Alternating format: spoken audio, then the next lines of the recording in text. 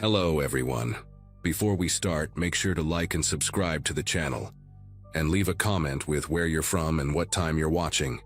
That way, YouTube will keep showing you stories just like this one. Now, let's begin. December 23rd fell on a Monday that year, and my wife packed the minivan while I watched from the living room couch, wrapped in 2 blankets and sweating through a fever that had started 4 days earlier. Kayla and the kids were heading to her parents' place in Wisconsin, a 6-hour drive that I normally dreaded, but now desperately wished I could make. Our daughter Lily, just turned 7, pressed her face against the front window and waved at me with both hands before climbing into her booster seat. My son Owen, barely 5, blew me a kiss that made my chest ache worse than the congestion. The flu had hit me like a freight train the week before Christmas, the kind where your bones feel like they're filled with concrete, and every cough tears something loose in your lungs. Kayla kissed my forehead, told me to rest and drink fluids, and promised they'd FaceTime me on Christmas morning when Lily opened her presents. I watched the red taillights disappear down Crescent Road around 4 in the afternoon, and suddenly our 2-story colonial felt enormous and hollow. That first evening alone passed in a haze of NyQuil and bad television. I managed to heat up some soup around 8, shuffled to the bathroom twice, and fell asleep on the couch, because climbing the stairs to our bedroom felt like scaling Everest. The house creaked and settled the way old houses do when winter temperatures drop, and I barely registered any of it through my medicated fog. Our neighborhood in the suburbs outside of Milwaukee was the kind of place where people still left their doors unlocked during the day and waved at each other from their driveways. We had moved there 3 years earlier, right after Owen was born, trading our cramped apartment for a house with a backyard and a 2-car garage. The block was mostly families with young kids and a few retired couples, the sort of street where nothing interesting ever happened. That night, I remember thinking how peaceful the silence was without the kids running around, how the only sounds were the furnace clicking on and the occasional car passing outside. By 11, I had dragged myself upstairs to the master bedroom, taken another dose of cold medicine, and collapsed into bed with my phone on the nightstand.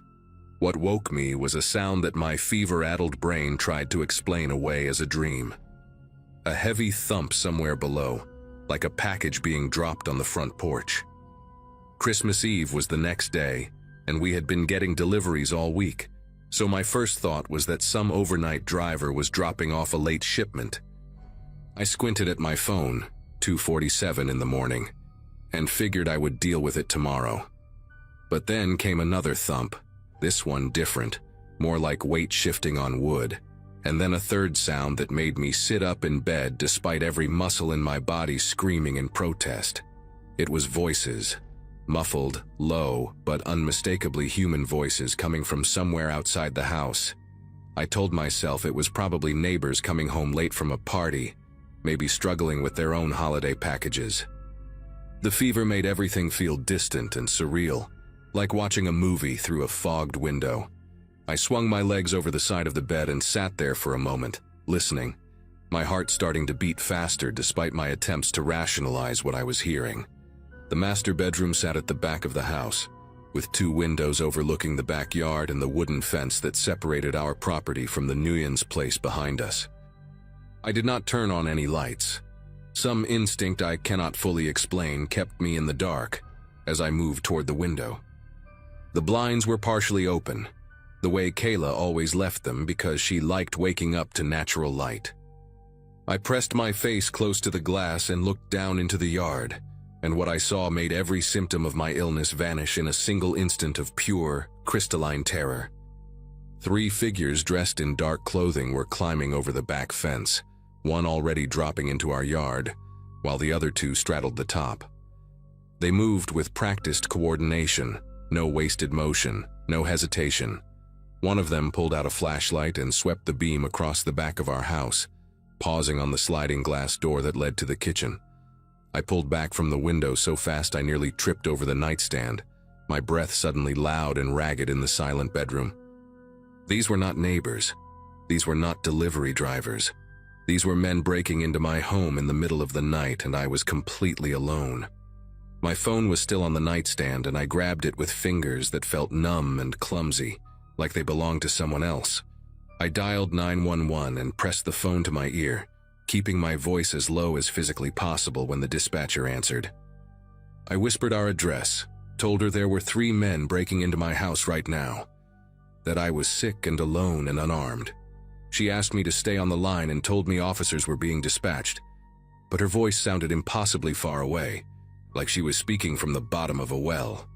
Then I heard it, the unmistakable sound of glass breaking somewhere downstairs, followed by the scrape and click of the sliding door being forced open. They were inside.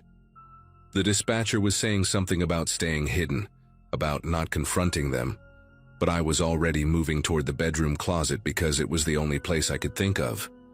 Our closet was a walk-in, not huge but deep enough that I could press myself into the back corner behind Kayla's winter coats. I slid the door shut as quietly as I could manage, leaving it open just a crack so I was not in complete darkness. From inside that closet I could hear everything with terrible clarity. Footsteps on the hardwood floors downstairs, heavy and unhurried, moving through the living room and into the kitchen. Then a voice, male, speaking just loud enough that the words drifted up through the heating vents that connected every room in the house. Clear the first floor fast, then upstairs. Families in Wisconsin until the 26th. I saw them pack the car. Another voice responded, younger sounding, almost eager. What about the alarm? The first voice laughed, a short, humorless sound. No alarm. These neighborhoods never have real security, just those fake signs in the front yard. I pressed my hand over my mouth to keep from making any sound, my whole body trembling not from fever now but from something far more primal. They knew. They had watched us. They had seen Kayla and the kids leave, had noted our habits, had probably driven past our house a dozen times over the past week waiting for this exact moment. This was not random. This was planned. The dispatcher was still on the line, her voice a tinny whisper from the phone I had pressed against my thigh to muffle any sound. I could hear her asking if I was still there, if I was safe, but I could not risk answering because the footsteps had reached the bottom of the stairs. There was a pause, a murmured conversation I could not make out, and then the creak of the first step. They were coming up. I had maybe 30 seconds before they reached the second floor, before they started opening doors, before they found the master bedroom and the closet where I was hiding like a child afraid of monsters. Except these monsters were real, and they were methodical, and I had nothing to defend myself with except a bottle of NyQuil and a box of tissues. The phone screen glowed faintly against my leg, and I watched the call timer tick upward, 4 minutes and 12 seconds since I had dialed. The dispatcher had said officers were on their way, but our suburb was not exactly a high-crime area. Response times could be 10 minutes, 15, maybe longer on a holiday week when half the force was on vacation. The footsteps reached the top of the stairs and stopped. I heard one of them breathing, a thick, wet sound like he had a cold of his own, and then a flashlight beam swept under the crack of the closet door, moving left to right across the bedroom carpet. "Check the kids' rooms first," the older voice said, and the footsteps moved away down the hall toward Lily's room with its purple walls and stuffed animals. I heard the door open, heard someone rummaging through drawers, and then a different voice, the third man who had not spoken before, called out something about jewelry and a laptop. They were professionals. They knew exactly what they were looking for, knew which rooms to hit, knew how to move through a house quickly and efficiently. The closet suddenly felt impossibly small, the winter coats pressing against my back like hands trying to push me forward. I could smell Kayla's perfume on one of her jackets, a scent that usually comforted me, but now made me want to scream because it reminded me of everything I stood to lose if these men found me hiding in the dark. Then the bedroom door opened. The hinges made a soft whine that I had been meaning to fix for months, and now that tiny neglected chore felt like a death sentence announcing my location. The flashlight beam cut through the darkness, sweeping across the bed with its rumpled sheets, across the nightstand with the half-empty glass of water and the bottle of cough syrup. I held my breath so completely that my lungs started to burn. my vision going spotty at the edges from lack of oxygen and pure concentrated fear. Footsteps crossed the carpet, moving toward the bathroom first. I heard the shower curtain being pulled back, the medicine cabinet opening and closing. "Nothing in here," the younger voice called out. "Check the closet," the older one responded from somewhere in the hallway, and I felt every muscle in my body lock up tight. This was it. There was nowhere else to hide, no escape route, no weapon within reach. I was going to be found by men who had broken into my home expecting it to be empty, and I had no idea what they would do when they discovered they were wrong. The closet door started to slide open, and in that moment I did something I still cannot fully explain. Maybe it was the fever, maybe it was some desperate survival instinct, but I started coughing. Not quietly, not trying to suppress it. I let loose with the worst, most wretched hacking cough I could produce, the kind that sounded like tuberculosis and pneumonia combined. The door stopped moving. I kept coughing, adding a wet gurgling sound that came naturally given how congested I actually was. And then I heard the younger voice say something sharp and panicked. "Someone's in there! Someone's sick in there!" There was a commotion in the hallway, whispered arguing, and then the older voice cut through with authority. "Leave it, we got enough, let's move." The closet door slid shut again, and I heard footsteps retreating fast down the hallway, down the stairs, and then the slam of the back door. I kept coughing even after they were gone, unable to stop now that I had started, my whole body convulsing with the effort as tears streamed down my face. The police arrived, 11 minutes after I had first dialed, which meant they missed the intruders by maybe 3 or 4 minutes. I was still in the closet when I heard sirens, still clutching my phone with the 911 call at 17 minutes, and counting. 2 officers came through the broken back door with their weapons drawn, calling out and identifying themselves, and I finally managed to croak out that I was upstairs, that I was the homeowner, that the men were gone. They found me sitting on the closet floor surrounded by winter coats, shaking so badly that one of them thought I was having a seizure. The paramedics they called checked my vitals and said my fever had spiked to 103, probably from the stress and adrenaline. They wanted to take me to the hospital, but I refused because I could not stand the thought of leaving my house empty again, even with police tape on the back door. An officer stayed with me until morning while detectives processed the scene, dusting for fingerprints and photographing the damage. They had taken my laptop, Kayla's jewelry box, some cash from my desk drawer, and Owen's piggy bank that had maybe $40 in quarters. I called Kayla at 6 in the morning and told her what happened, and she drove back that same day with the kids, cutting their trip short by 3 days. We installed a real security system the week after Christmas, cameras and motion sensors, and an alarm that connects directly to the police department. The detectives caught 2 of the 3 men about a month later. They had been running the same operation across 4 counties, targeting houses where families had visibly left for the holidays. The younger one, the one whose panic at my coughing probably saved my life, was only 19 years old. He told the police that they specifically looked for signs that homeowners were traveling. Cars loaded with luggage, piled up mail, dark windows at night. They had watched our house for a week before deciding it was safe. What they never counted on was a sick husband staying behind. I still think about that night sometimes, especially during the holidays when the house gets quiet and I hear sounds I cannot immediately explain. That closet is just a closet now, full of clothes and shoes and normal everyday things. But every time I open the door, I remember what it felt like to hide there in the dark, listening to strangers move through my home, waiting to be found.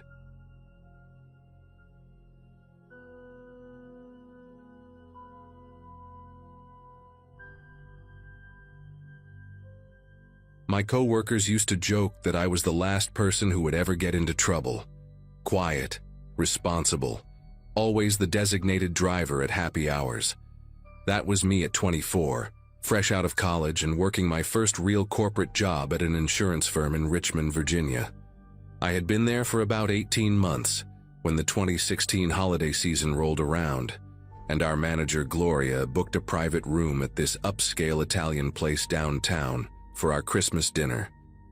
I remember spending an hour doing my makeup that night, wearing my nicest black dress, the pearl earrings my grandmother left me, and feeling like I had finally arrived somewhere in life. The restaurant had exposed brick walls, dim Edison bulbs hanging from the ceiling, and this gorgeous marble bar that made you feel important just by standing near it. I was so focused on having a good time, on fitting in with people I admired, that I never once considered anything could go wrong. 9 years later, I still get a knot in my stomach every time office holiday parties come around, because what happened after that dinner changed the way I move through the world forever. The dinner itself was perfect, almost annoyingly so in retrospect. Our group of about 15 people laughed, exchanged white elephant gifts, and drank way too much red wine for a Wednesday night.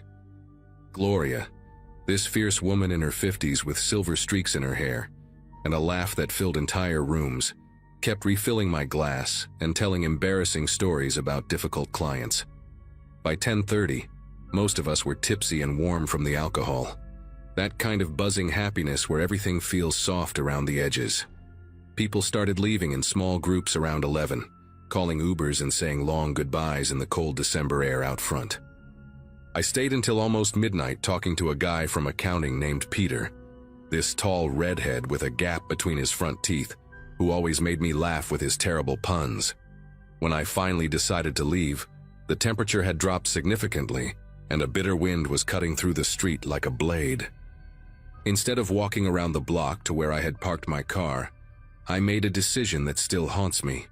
I figured I would cut through the alley behind the restaurant to save myself 2 minutes in the freezing cold. The alley was darker than I expected. The back of the restaurant had a single floodlight above the kitchen door, but it only illuminated a small circle near the dumpsters, leaving the rest of the passage in deep shadow. I could see the glow of the street on the other end, maybe 50 feet away, and I told myself it was fine.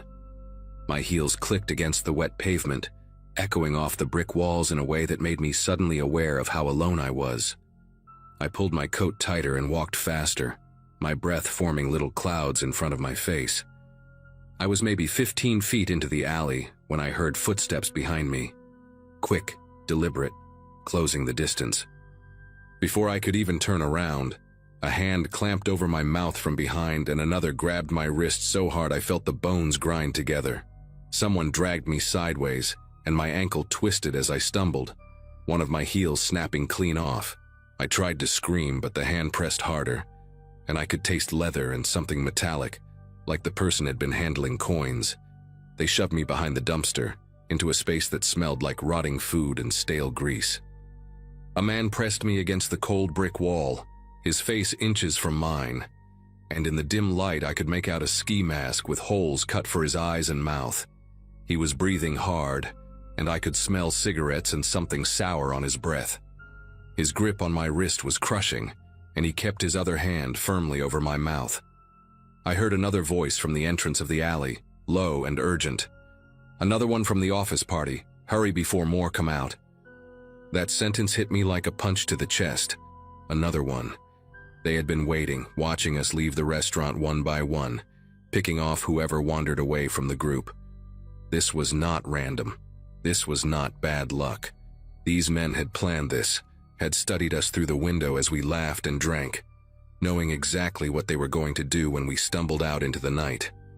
The man holding me yanked at my purse strap so hard it burned across my shoulder before snapping.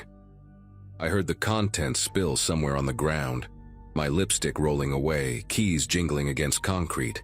He shoved the purse at someone I could not see, and then his hands were on me again, pulling at my coat, patting my pockets. When his fingers found my phone in my jacket, he ripped it out and tossed it behind him. Then he saw my earrings, my grandmother's pearls. He reached for my ear and I did something I did not plan, something that came from a place of pure animal instinct. I bit down on the hand covering my mouth as hard as I could. I tasted blood, felt skin tear between my teeth, and the man screamed and jerked his hand away. For 1 second, maybe 2, his grip loosened and I twisted sideways and started to run. I made it 3 steps before something hard hit the back of my head and the world tilted sideways. I hit the ground on my hands and knees, my palms scraping against broken glass and gravel, pain shooting up my arms. Someone grabbed a fistful of my hair and pulled my head back. The man I had bitten was cursing, calling me names I will not repeat, and I could see blood dripping from his hand onto the pavement. The other one, the lookout, had come into the alley now, and he was younger than I expected. I caught a glimpse of acne scars on his chin below the edge of his mask. He kept looking back toward the street, nervous, bouncing on his feet. "Just get the jewelry and let's go," he hissed. "Someone's gonna come." The first man yanked my head back further and tore one earring out of my ear. The pain was blinding, white-hot, and I felt blood running down my neck into my collar. I screamed then, a real scream that echoed off the walls, and the younger one panicked. He grabbed the first man's arm and pulled him toward the back of the alley. Leave it, we gotta go." They took off running, disappearing through a gap in a chain-link fence I had not even noticed was there. And suddenly I was alone, kneeling in garbage and broken glass, bleeding and shaking in the dark. I do not know how long I stayed there. It could have been 30 seconds or 5 minutes. Time had become something fluid and unreliable. Eventually, I managed to get to my feet, using the dumpster to pull myself up, and I stumbled toward the street on one broken heel. My ear was throbbing, blood soaking into the collar of my dress, and I could feel something warm running down my scalp where I had been hit. When I reached the sidewalk, the world seemed too bright, too loud, even though the street was nearly empty. A couple walking their dogs saw me and the woman gasped, pulling out her phone immediately. I must have looked like something out of a horror movie. Mascara streaked down my face, blood on my neck and hands, my coat torn and dirty. The man took off his jacket and wrapped it around my shoulders, asking me questions I could barely process. Someone called 911. Someone else ran into the restaurant to get help. And then Gloria was there, her face pale and terrified, holding my hands and telling me I was going to be okay, that help was coming, that I was safe now. The police arrived before the ambulance. 2 officers, a man and a woman, and they asked me to describe what happened while we waited for the paramedics. I told them everything I could remember, the ski masks, the voices, the phrase about the office party. The female officer's expression changed when I mentioned that. She stepped away and spoke into her radio, and when she came back, she asked me the name of the restaurant and how many people had been at our dinner. I found out later what she had already known. I was the 3rd person attacked that night. A woman named Sandra from our marketing department had been mugged 2 blocks away around 11:15, walking to her car after saying goodbye to everyone. A man named Craig from IT had been jumped near the parking garage at 11:45, beaten badly enough to need stitches above his eye. 3 attacks in less than an hour, all targeting people leaving the same Christmas party. The paramedics loaded me into the ambulance as this information sank in, and I remember staring at the ceiling of that vehicle thinking that none of this felt real, that I would wake up tomorrow and it would all have been some terrible wine-fueled nightmare. At the hospital, a nurse cleaned the wound on my ear where the earring had been ripped out. She told me I was lucky. The lobe had torn but not completely, and it would heal with proper care. Lucky. The word made me want to laugh and cry at the same time. A doctor examined my head, said I had a mild concussion, and told me to have someone wake me every few hours through the night. Gloria stayed with me the whole time, sitting in that plastic chair by the bed, texting updates to our co-workers. Around 3 in the morning, a detective came to take my full statement. His name was Franklin, a tired-looking black man in his 50s with gray at his temples and kind eyes that had seen too much. He told me what the police had pieced together so far. A crew of at least 4 people had been targeting corporate holiday parties downtown for the past 2 weeks. They would scout restaurants with private event rooms, watch the guests through the windows, note the jewelry and expensive coats, and then wait outside for people to leave drunk and alone. They had hit 6 different parties before ours, but this was the first night they had gotten aggressive enough to physically hurt anyone. Something had escalated. Maybe they were getting desperate, or maybe they had just stopped caring about consequences. Detective Franklin asked me if I could identify any of them, and I told him about the acne scars on the younger one's chin, the cigarette smell on the other's breath, The specific way the first man had cursed when I bit him. A slight accent I could not quite place, maybe something Eastern European. He wrote everything down in a small notebook, nodding slowly. Before he left, he gave me his card and told me they would be in touch. I spent the rest of that night at Gloria's apartment because I could not stand the thought of being alone. Her husband made us tea and sat quietly in the living room, while Gloria helped me wash the blood out of my hair in her bathroom sink. I kept catching glimpses of myself in the mirror, the bruise forming on my temple, the bandage on my ear, the hollowness in my eyes, and I did not recognize the woman looking back at me. That confident girl who had done her makeup so carefully just hours before, who had felt so proud of her little black dress and her grandmother's pearls. She was gone. Something had been taken from me in that alley, something beyond the purse and the phone and the jewelry, and I did not know if I would ever get it back. The police caught them 11 days later.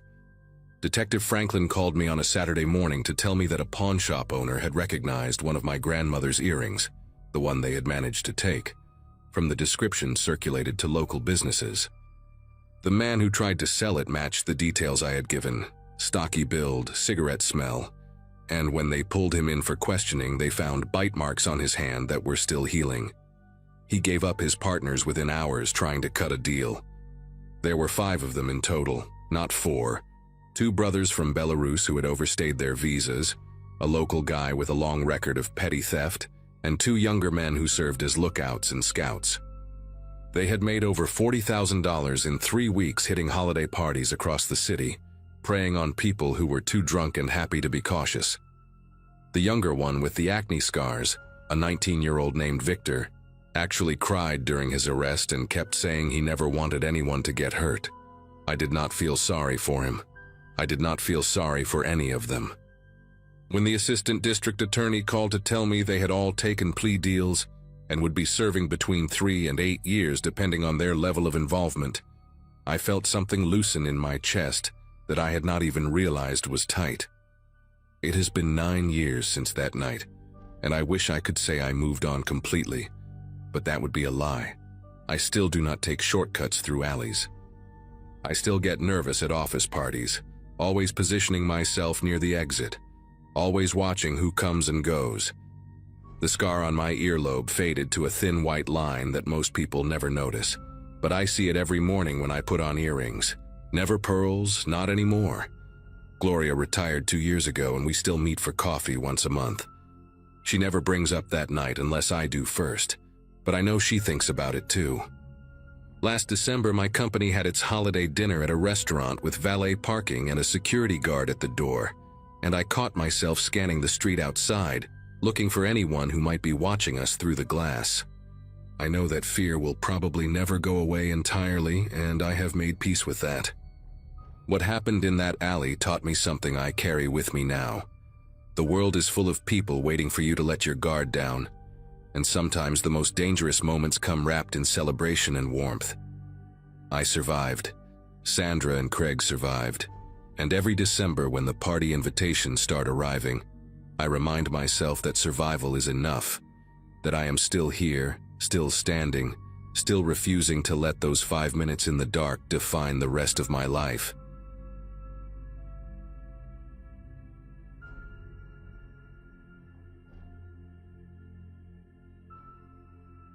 Corporate training conferences have a special way of draining your soul, and after 6 straight days of fluorescent lights and PowerPoint slides about logistics optimization, all I wanted was to get home before Christmas.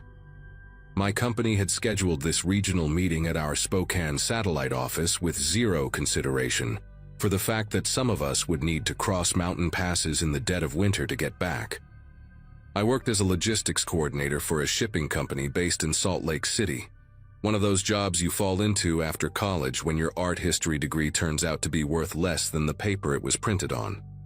My graduating class had scattered across the country chasing careers, and here I was 10 years later, spending more time on highways than in my own apartment.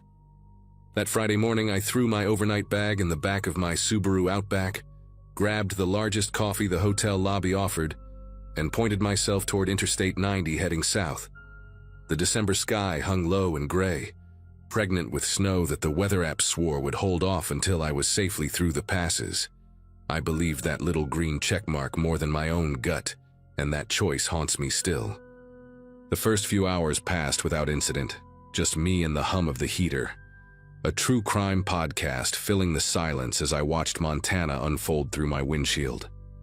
I stopped for gas outside Missoula, standing in a parking lot so cold that my breath crystallized the moment it left my lips, and texted my roommate Jenna that I should roll in around 9 or 10 that night. She responded with a row of Christmas tree emojis and promised her famous spiked hot cocoa would be waiting, the kind with cayenne pepper that warms you from the inside out.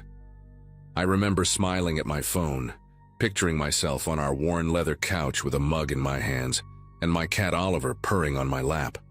The highway began its slow climb after Helena, the landscape transforming from flat brown farmland into dense pine forests blanketed in white. The mountains out there have a way of making you feel utterly insignificant, like civilization is just a thin veneer that nature tolerates, but could shrug off at any moment.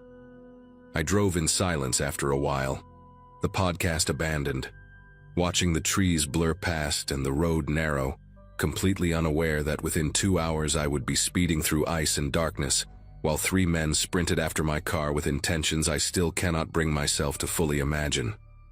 The pass I needed to cross was called Lolo, and if you have ever driven it in winter, you know exactly why my stomach tightened as the elevation climbed.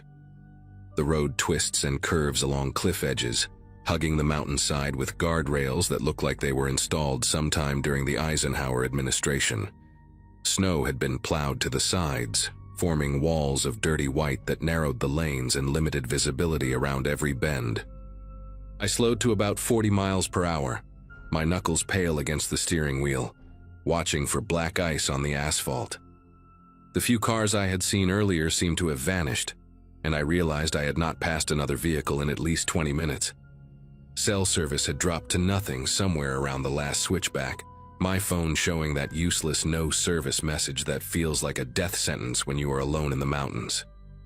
I told myself this was fine, that thousands of people drove this pass every winter without incident, that I just needed to focus and take it slow.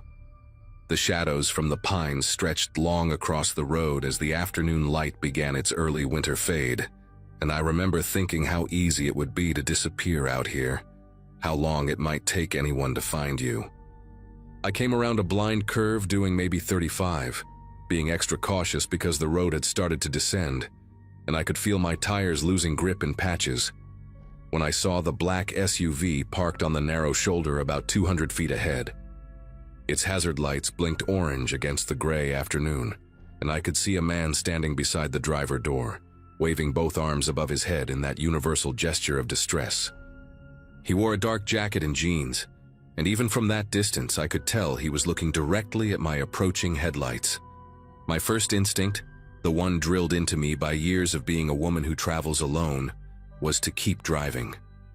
Do not stop for strangers on empty mountain roads, especially when your phone does not work and the nearest town is 40 minutes behind you. But then another thought crept in, the guilty one, the one that whispered about how I would feel reading a news story tomorrow about some poor man who froze to death on Lolo Pass while cars drove by without helping. The temperature outside was hovering around 15 degrees. If his car had broken down, if he had been out there for hours already, he could genuinely be in danger. Slowed down even more, my mind racing through options, and in that hesitation, I made the decision that nearly cost me everything. I pulled onto the shoulder about 30 feet behind the SUV, leaving my engine running and my headlights on because something in the back of my brain was still screaming at me to be careful. The man started walking toward my car immediately, his gait quick and purposeful despite the icy ground, and I noticed he was not shivering at all. That detail registered somewhere deep in my consciousness but did not fully surface until later. He was maybe mid-40s, with a weathered face and a thick beard that had patches of gray near his chin. I cracked my window about 2 inches, just enough to hear him but not enough for a hand to fit through, and called out asking what was wrong. He leaned down to my window level, close enough that I could see his breath fogging the glass, and said his battery had died and his phone was dead too. Asked if I had jumper cables or could give him a ride to the next town. His voice was calm, almost too calm for someone who had supposedly been stranded in freezing temperatures. I was about to tell him I had cables in my trunk when movement in my peripheral vision made every nerve in my body fire at once. Two figures stepped out from behind the SUV, one from each side, and they were walking toward my car with a speed that had nothing to do with asking for help. The one on the left was carrying something long and metal, a crowbar or a tire iron. I could not tell which, and it did not matter. The one on the right was already at my back door before I could even process what was happening, and I heard the handle click as he yanked it hard. Thank God I had locked my doors automatically when I started driving that morning, a habit my father had drilled into me since I was 16. The man at my window changed completely in that instant, his calm demeanor evaporating into something predatory and cold. He shoved his arm through the gap I had left open, trying to reach the lock or grab my hair, I do not know which. I screamed something, probably just a raw sound of terror, and slammed my foot on the gas pedal without any thought beyond escape. My tires spun on the ice for one horrifying second where nothing happened, where the world seemed to pause and let me understand exactly how trapped I was. Then they caught, and my car lurched forward so violently that the man at my window stumbled backward and fell onto the road. I heard shouting behind me, angry male voices, but I did not look back. I just drove, fishtailing wildly on the frozen asphalt, my entire body trembling so hard I could barely keep the steering wheel straight. The next 10 minutes are a blur of adrenaline and terror that I have tried to piece together dozens of times since. I remember glancing at my rearview mirror and seeing the SUV's headlights flicker on, which meant they were coming after me. The road ahead was nothing but curves and ice and darkness creeping in from the edges of the forest, and I had to make a choice between driving fast enough to stay ahead of them and driving slow enough to not wrap my car around a tree. I pushed the speedometer to 50, then 55, feeling my back end slide with every turn while my headlights carved pale tunnels through the growing dusk. At some point I started crying, not sobbing but just tears streaming down my face while I whispered please, please, please like a prayer to no one. The SUV's headlights appeared behind me on a straight stretch, maybe a quarter mile back, and I watched them grow larger in my mirror as they closed the distance. They knew this road better than I did. That much was obvious. They knew exactly where to position themselves, exactly which curves would force a good person to stop, and they probably knew exactly how to run someone off a cliff and make it look like an accident. I do not know how long the chase lasted, whether it was 5 minutes or 15, but I remember the exact moment it ended. The road curved sharply to the left, and then opened up into a wider stretch where the trees pulled back from the shoulder. And sitting there like a mirage was a pickup truck with a camper shell parked at a scenic overlook. An older man in an orange hunting vest was standing outside the truck, a cigarette glowing between his fingers as he watched the last light fade over the mountains. I laid on my horn as I approached, a long, continuous blast that made him spin around in alarm, and I pulled off the road so fast that I nearly clipped his front bumper. The SUV behind me did not stop. It flew past the overlook doing at least 60, disappearing around the next curve without even tapping its brakes. I threw my car into park and just sat there, hyperventilating, unable to move as the hunter walked toward my window with a confused and concerned expression on his weathered face. When I finally managed to roll down my window and speak, what came out was barely coherent, just fragments about men and a crowbar and them trying to get into my car. He listened without interrupting, his eyes scanning the road behind me, and then he said 4 words that confirmed I had not imagined any of it. "You are not the first." His name was Gene, and he had lived in the area for over 30 years, hunting elk and mule deer in these mountains since before I was born.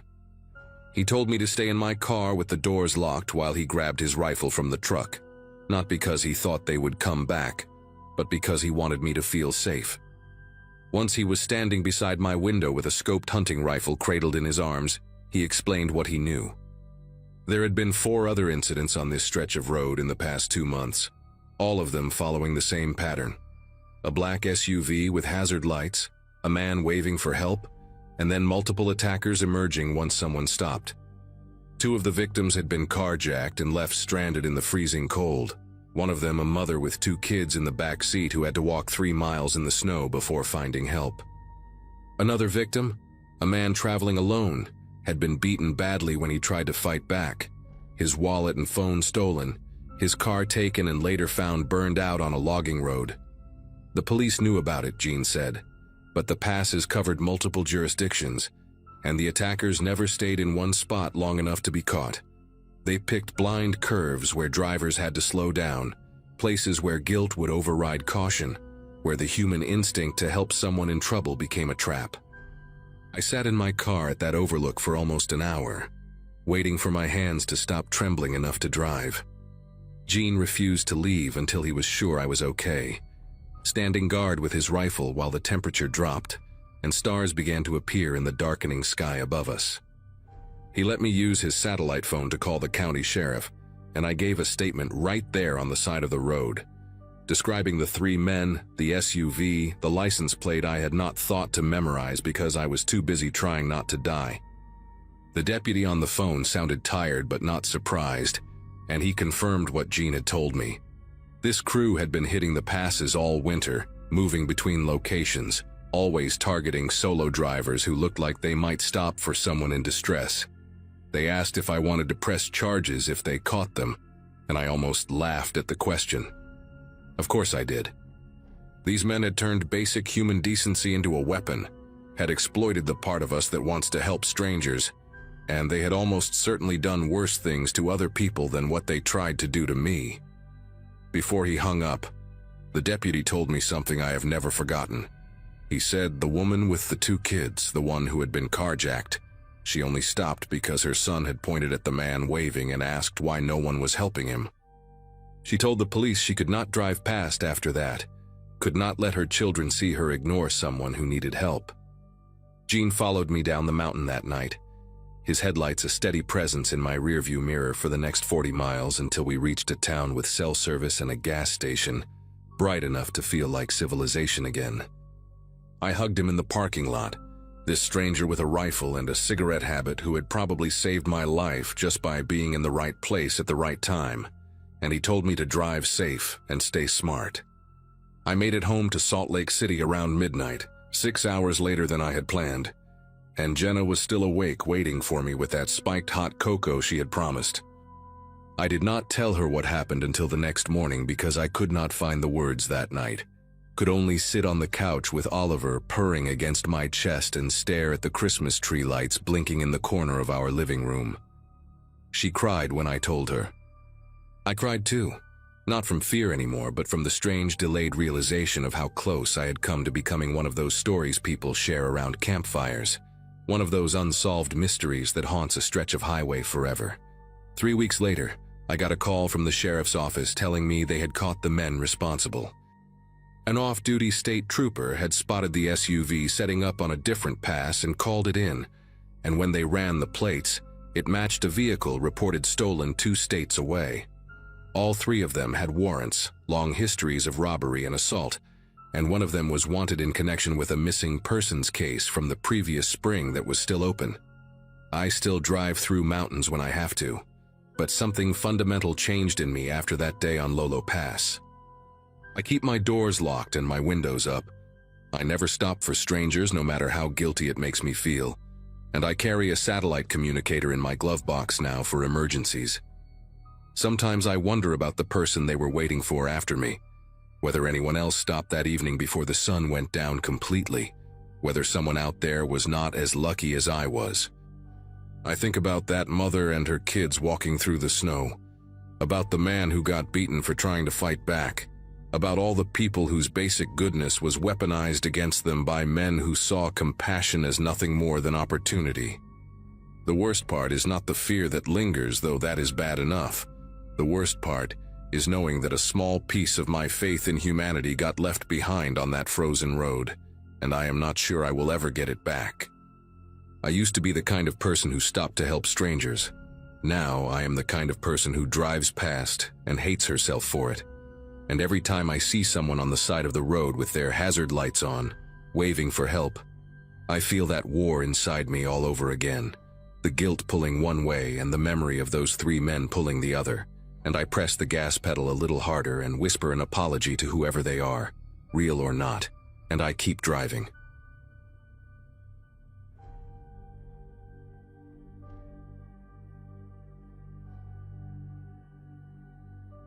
My buddy Corey and I had been sneaking through the Norfolk Southern Freight Yard since middle school.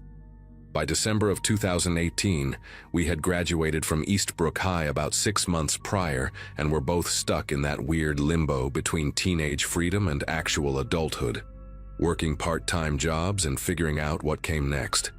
The yard sat on the edge of our town in eastern Tennessee, a sprawling maze of rusted tracks and forgotten rail cars that nobody seemed to care about anymore.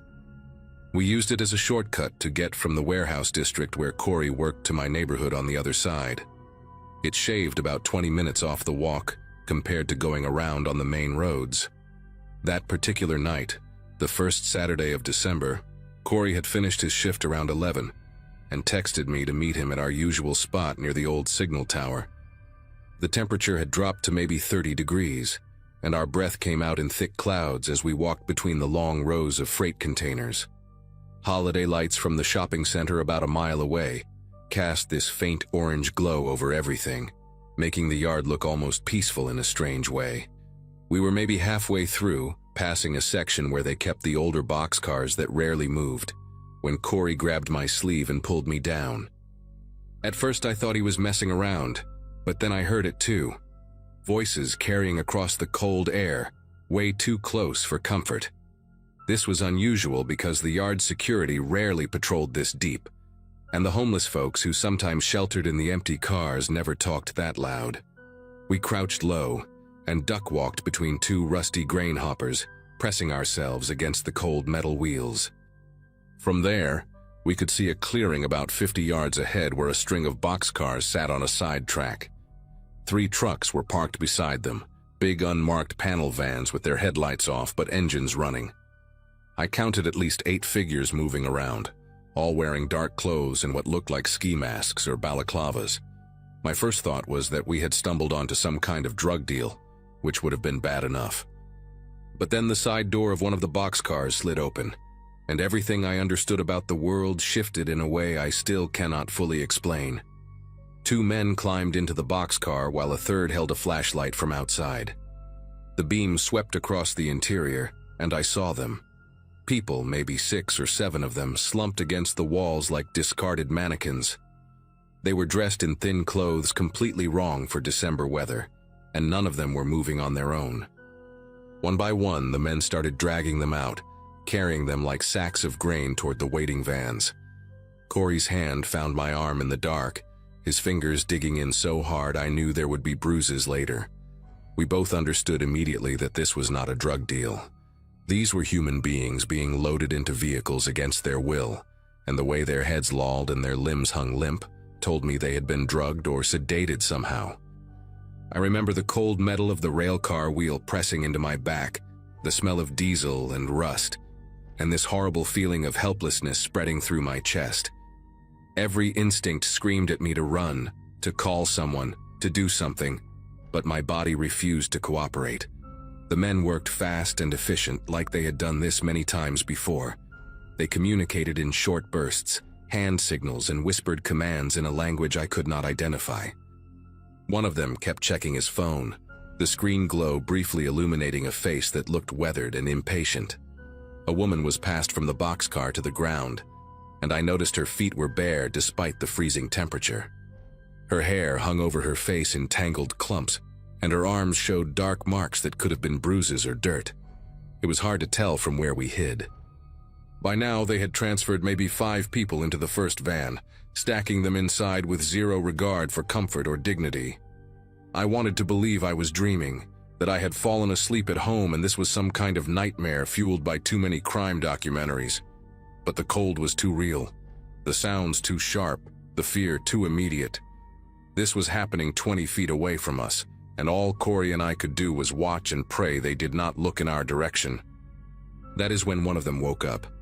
A young guy, maybe around our age or a little older, suddenly jerked his head up as two men were carrying him toward the second van. His eyes went wide, and for a split second he seemed completely disoriented. Then pure animal terror took over. He thrashed so hard that he slipped from their grip and hit the gravel on his hands and knees. The men shouted, and the young guy scrambled to his feet and started running. He made it maybe 15 feet before one of the masked figures caught up to him, tackling him from behind with a brutal efficiency that made my stomach turn. I heard the impact, this wet thud of bodies hitting frozen ground, followed by muffled screaming as they pinned him down. Another man jogged over carrying what looked like a syringe, and within seconds the screaming stopped. They picked him up again, limp as before, and continued loading him into the van like nothing had happened. The whole incident lasted maybe 30 seconds, but those 30 seconds burned themselves into my memory with perfect clarity. Corey was breathing so fast I thought he might pass out.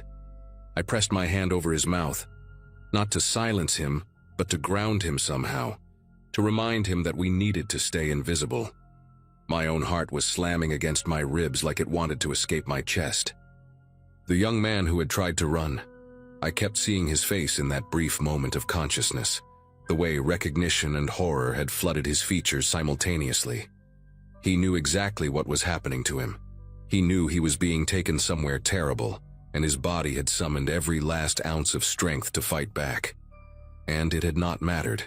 They had caught him in seconds, sedated him again, and now he was just another unconscious body in the back of a van.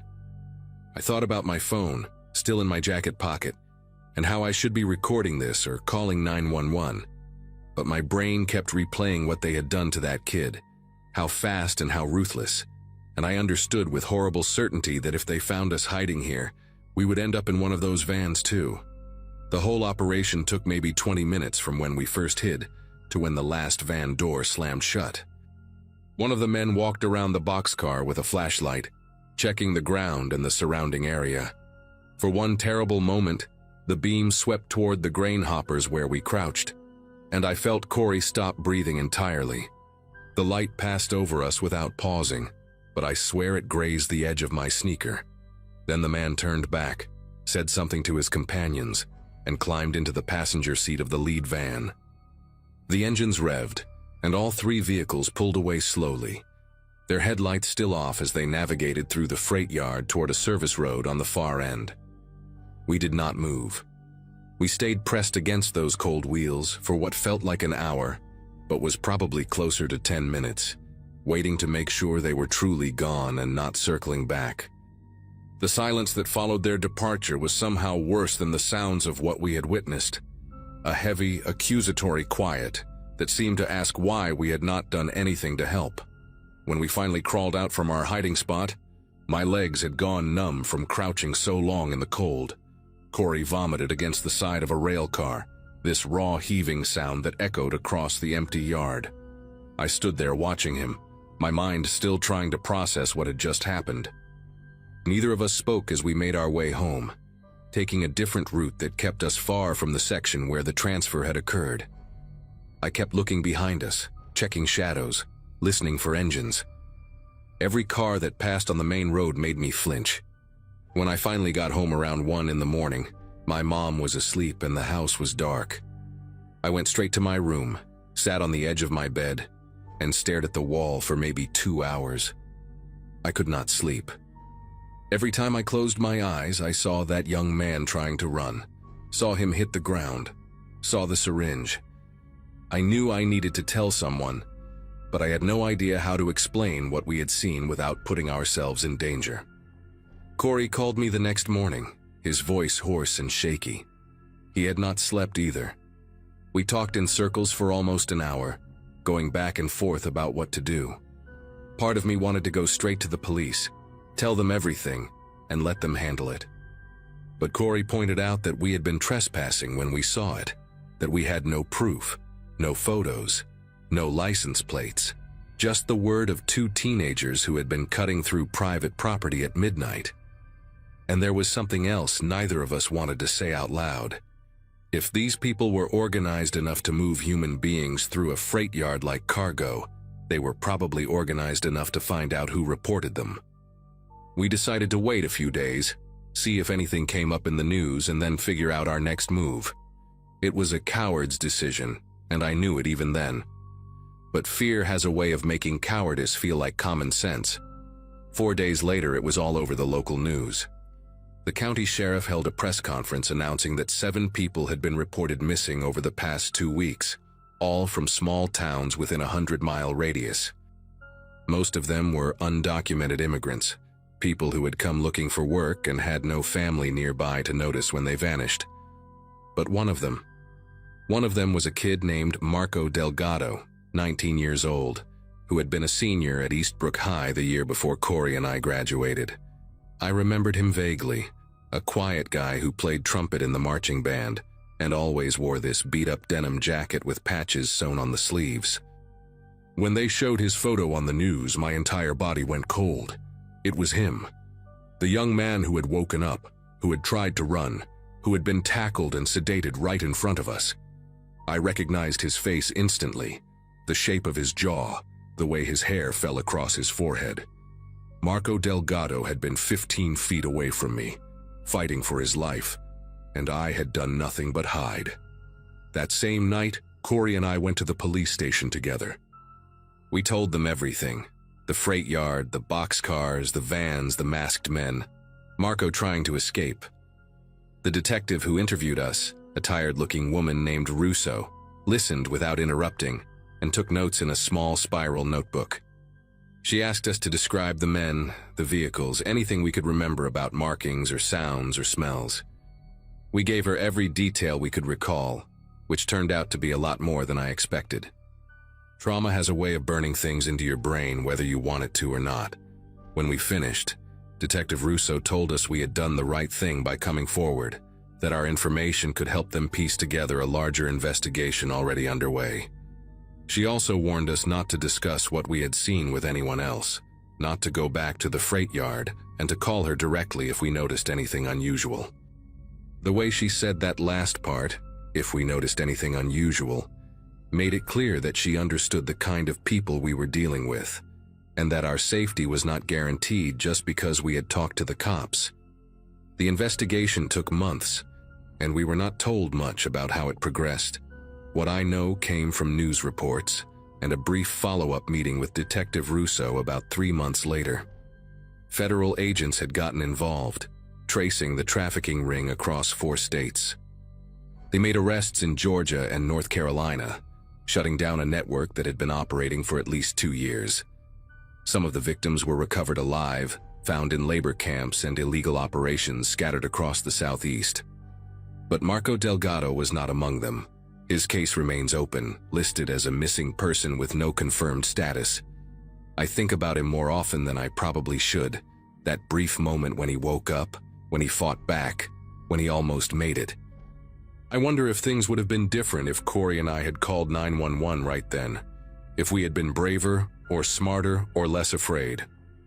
I will never know the answer to that, and I have learned to live with the weight of not knowing. What I do know is that some nights, especially in early December when the air gets cold and sharp, I still hear the sound of engines idling in the dark, and I remember what it felt like to witness something terrible and do nothing at all.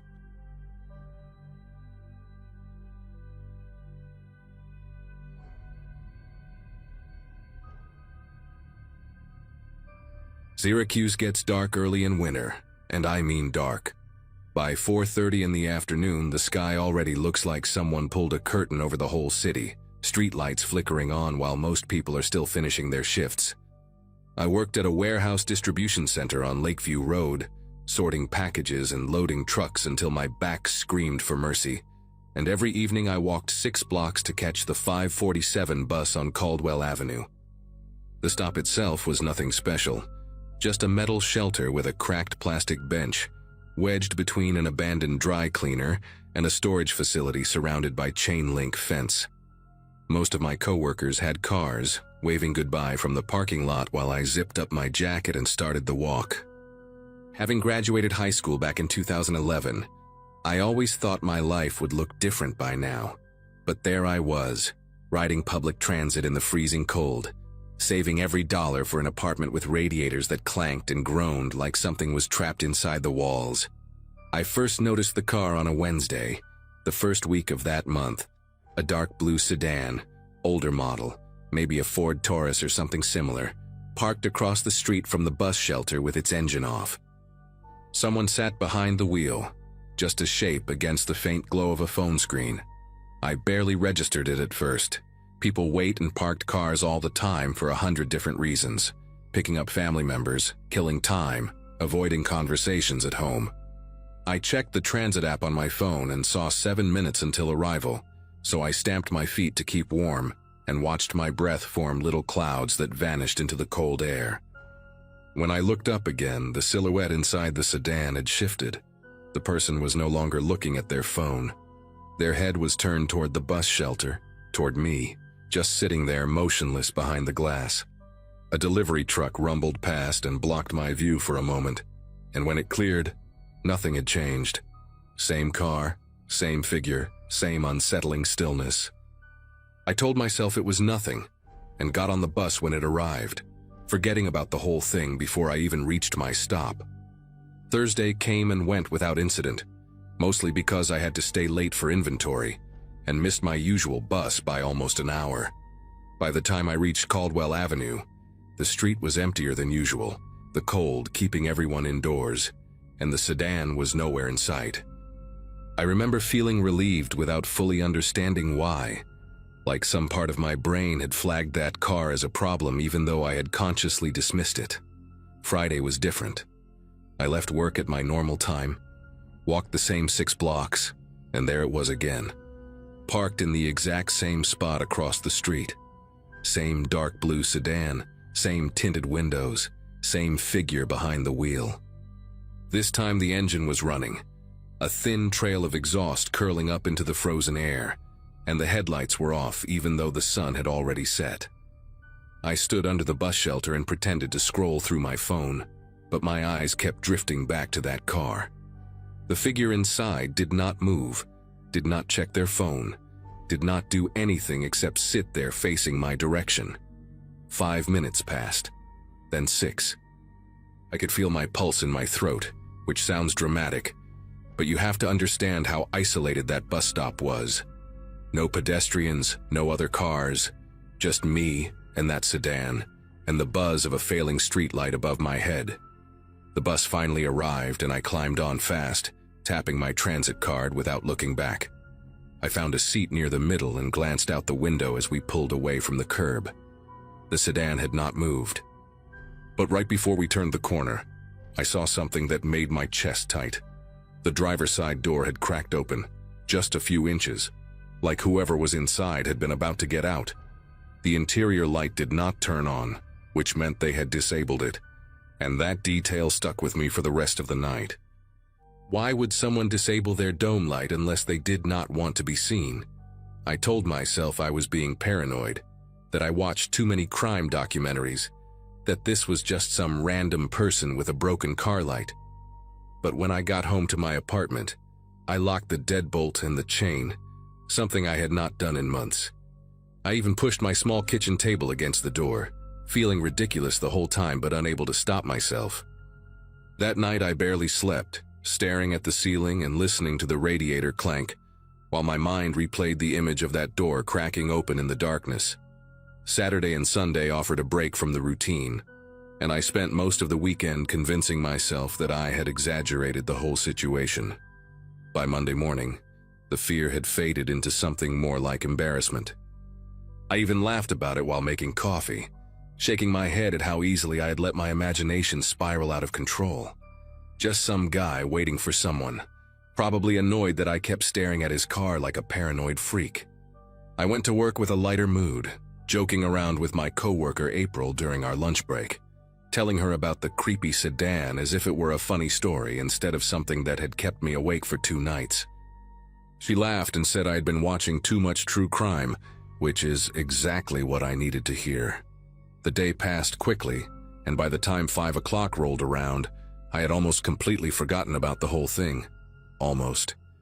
because when I stepped outside the warehouse and started walking toward Caldwell Avenue, I felt a small knot form in my stomach, a tension I could not fully explain. The sun was already gone, the sky a deep purple bleeding into black, and the temperature had dropped at least 10 degrees since morning. I saw the sedan before I even reached the bus stop. Same spot, same position, same dark blue paint catching the glow of the distant streetlight. My steps slowed without me deciding to slow them, my body reacting before my brain could catch up. The engine was running again, that thin wisp of exhaust floating up into the cold, and this time I noticed something new. The passenger side window was down about 2 inches, despite the freezing temperature outside. I kept walking because stopping felt worse somehow, like it would confirm that I was afraid, that I had a reason to be afraid. When I reached the shelter, I did not sit on the cracked plastic bench. I stood near the edge closest to the street, positioning myself where I could see the sedan clearly and where the bus would block me from view as soon as it arrived. The figure behind the wheel was there, same as before, just a dark shape that never seemed to move. But then something changed. A sound cut through the quiet, faint but unmistakable. A car door opening. Not all the way, just that initial click and creak of hinges. I looked directly at the sedan and saw the driver's side door push outward a few inches, then stop. Whoever was inside was testing something, maybe checking if I would react, maybe waiting to see if anyone else was around.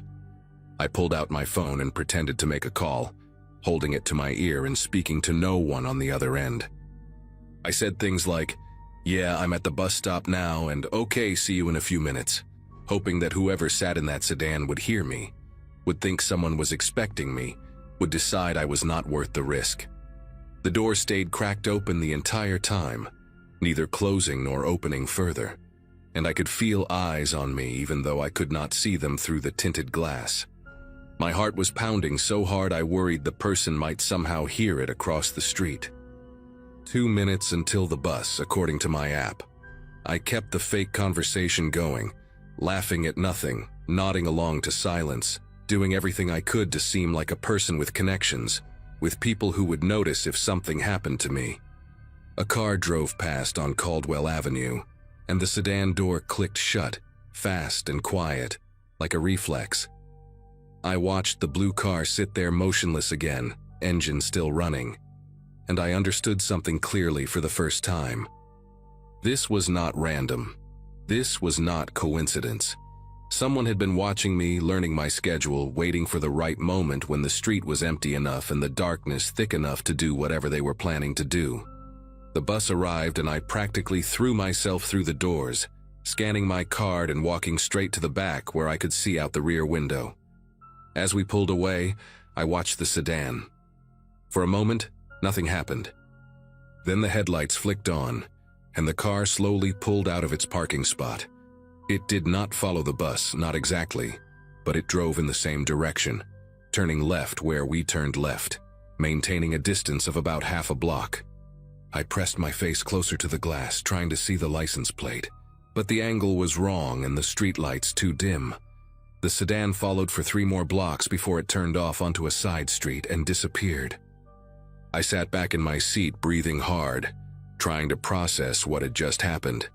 When I got off at my usual stop, I did not walk straight home. Instead, I went into the convenience store on the corner and stayed there for 20 minutes, pretending to browse the aisles while watching the street through the window. No blue sedan, no one suspicious. Just the normal flow of evening traffic and pedestrians bundled up against the cold. I bought a bag of chips I did not want and finally walked home, checking behind me every few steps until I reached my building. That night I called my older brother Jeff, who lived about 40 minutes away in a suburb outside the city. He worked as an electrician and had that practical, no-nonsense attitude that made me feel stupid for even bringing it up. But I told him everything anyway: the sedan, the figure behind the wheel, the door cracking open, the way the car had followed the bus. He was quiet for a long moment after I finished, which surprised me because I expected him to tell me I was overreacting. Instead, he asked me specific questions. What color was the car exactly? Did I notice any dents or stickers or anything distinctive? What time did I usually get to the bus stop? Had I noticed anyone else being watched? I answered as best I could, and when I finished, he told me to start taking pictures. Document everything, he said. Get the license plate if I could. And most importantly, he told me to call the police and file a report, even if they could not do anything right away. Having something on record mattered, he explained, in case things escalated.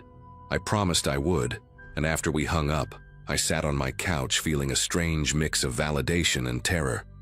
My brother had taken me seriously, which meant this was serious, which meant I was not imagining the danger I felt every time I stood at that bus stop alone in the dark. I called the non-emergency police line the next morning before work and explained the situation to an officer who sounded tired but not dismissive. She took down the details, the location, the description of the car, the times I had seen it, and told me they would make a note in their system. She also suggested I vary my routine if possible, take a different bus, get picked up by someone, avoid being alone at that stop during the evening hours. I thanked her and hung up, feeling slightly better but also frustrated. Vary my routine. Easy to say when you have options, when you have a car or flexible hours or someone who can drive you. I had none of those things. My shift ended at 5 every day.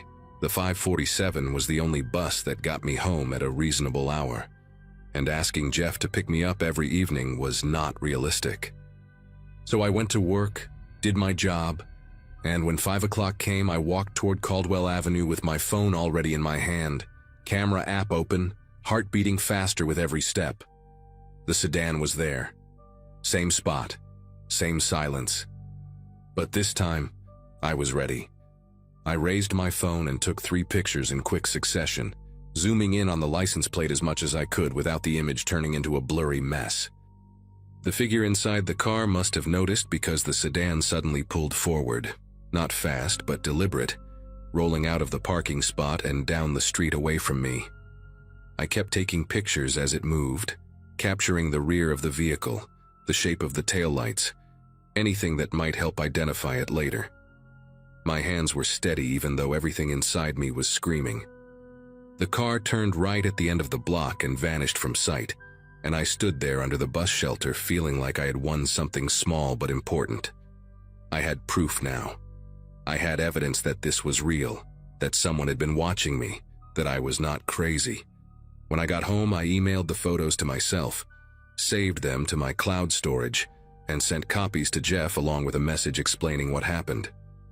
He replied within minutes telling me to send everything to the police as well, which I did. The officer I had spoken to earlier called me back that evening and said they would run the plates and see what came up. She sounded more interested now, more alert, and she asked if I could come into the station the next day to give a formal statement. I agreed without hesitation.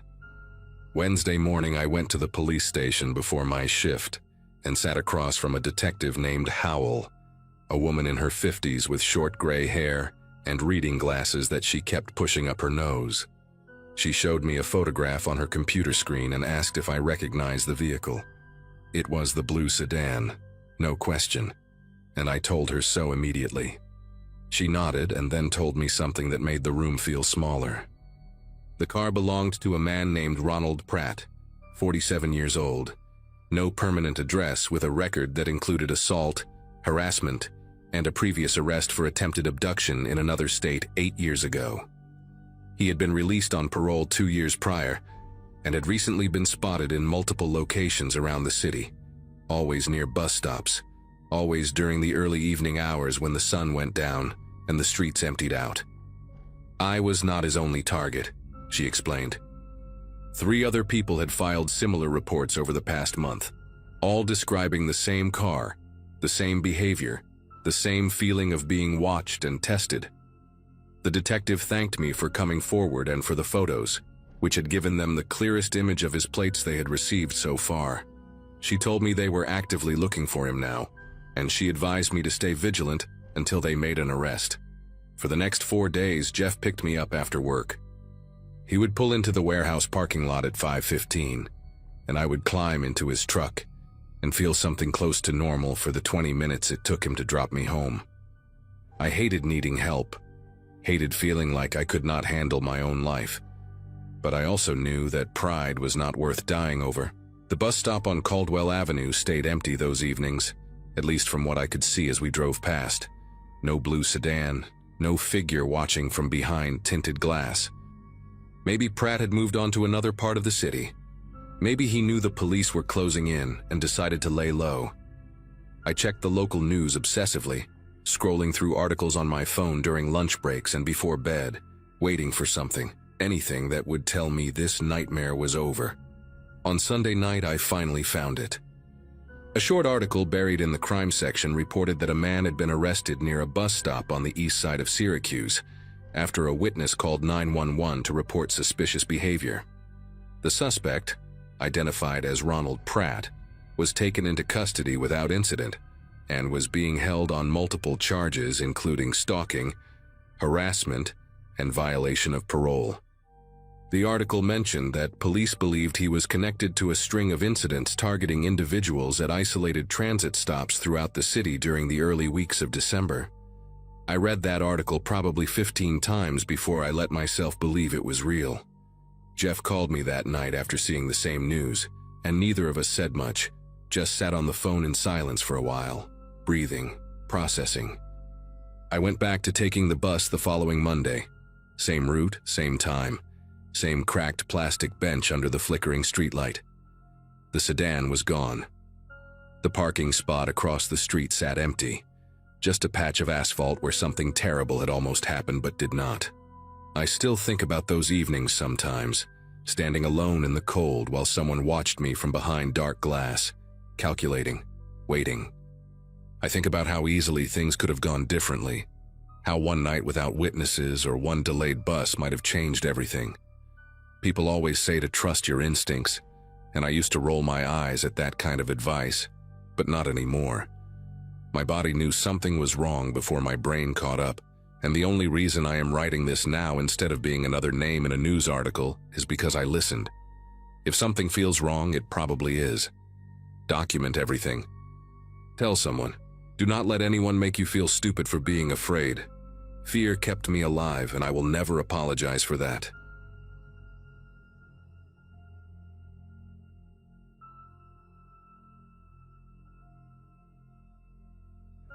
Divorce has a way of making you crave silence. After 18 months of lawyers, arguments, and dividing everything from furniture to friendships, the idea of spending Christmas week completely alone felt less like loneliness and more like a reward. My co-worker Denise practically begged me to join her church potluck, and my landlord even mentioned a community dinner at the recreation center, but I turned down every invitation without a second thought.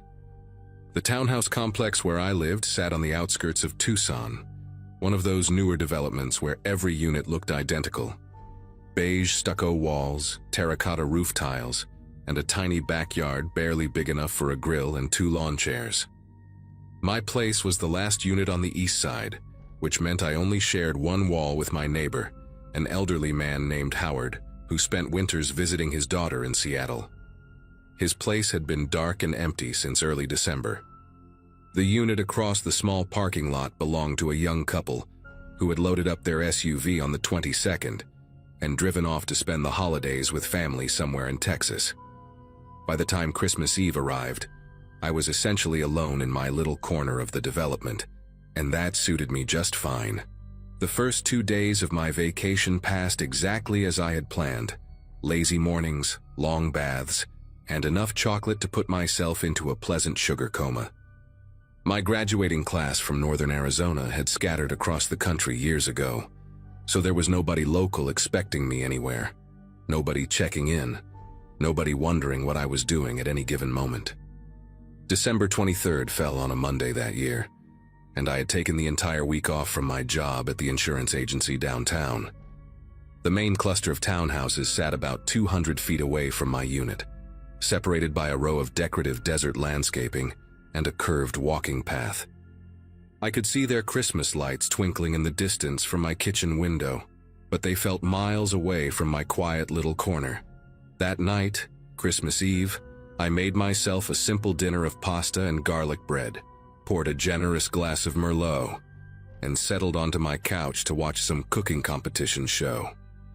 The temperature outside had dropped into the low 40s, which counts as freezing by Arizona standards, and I remember feeling grateful for my thick wool socks and the blanket draped across my lap.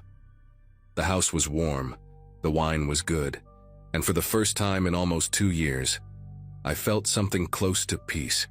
The cooking show had just ended, and I was debating whether to open a second bottle of wine or call it an early night when I noticed the living room get slightly darker. It took me a moment to realize what had changed. The soft glow from my outdoor Christmas lights, the ones I had strung along the front porch railing, had disappeared. I glanced at the clock on my cable box and saw it was just past midnight. Officially Christmas Day now.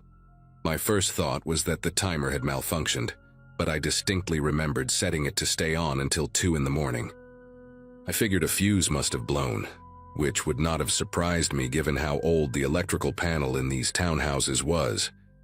I grabbed the small flashlight I kept in my kitchen junk drawer and headed toward the front door, already mentally cursing the inconvenience of having to dig through the utility closet in the dark. But as I passed by the front window, I stopped. Through the gap between my living room blinds, I could see the parking lot bathed in the pale yellow glow of the complex street lamp, and crossing through that light, moving slowly along the front of my townhouse, was a shadow. At first, my brain tried to rationalize it. Maybe someone from the main cluster of townhouses was taking a late-night walk, or perhaps a neighbor I did not know had come home for the holiday after all. But the shadow stopped directly in front of my window. Just stood there, a dark silhouette against the faint light, completely motionless. I could not make out any features through the blinds, just the general shape of a person, tall and broad-shouldered, facing my unit. My heart started pounding so hard I could feel it in my throat. I backed away from the window slowly, trying not to make any sudden movements, and pressed myself against the wall next to my bookshelf. The rational part of my mind kept insisting there had to be an innocent explanation, that I was overreacting because of the wine and the late hour, and the fact that I had been watching too many true crime documentaries lately. But something deep in my gut, some ancient instinct that exists in all of us, was screaming at me that this was wrong.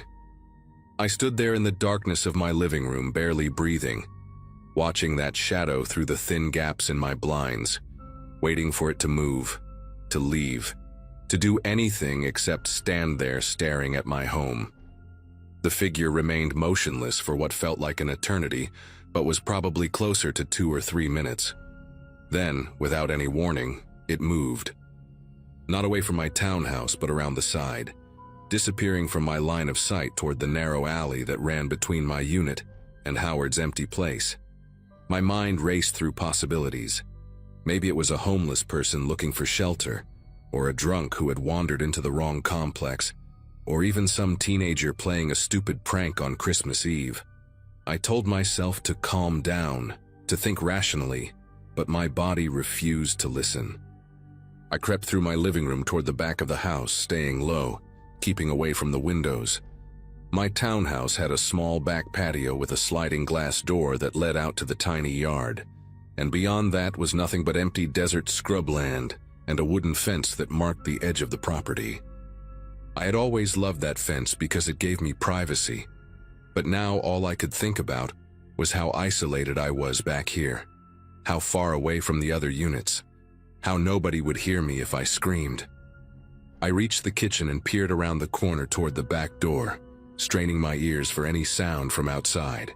That is when I heard it, the soft metallic click of someone testing the handle on my back door. Not a knock, not a voice calling out, just the slow, deliberate sound of the handle being pushed down and released,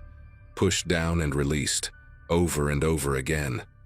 I pressed my hand against my mouth to keep from making any noise, and watched the handle move in the dim light that filtered through the kitchen window.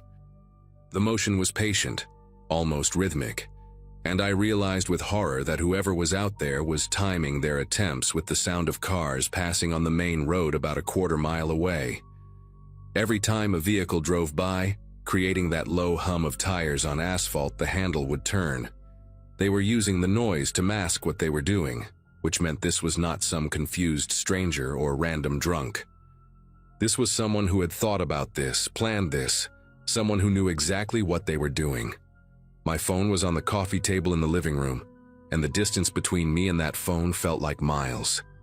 I waited for another car to pass, and when the handle turned again, I used the sound to cover my footsteps as I moved back toward the living room as quietly as I could.